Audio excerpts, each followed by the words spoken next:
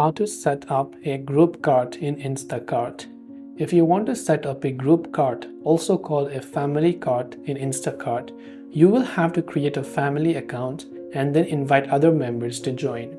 So to do that, you go ahead and then first of all launch the Instacart application.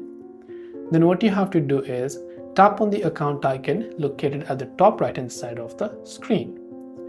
When you've done that, you can see it says family and it says add family to shop with shared carts. So tap the invite button over there. It will ask you to collaborate with friends and family for free, by the way. So tap on the continue button.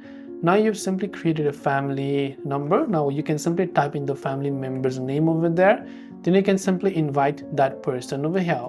Then when you've done that, you can tap on send invite. When the other family member has accepted your invite, then you can go ahead and then set up your cart as a shared cart.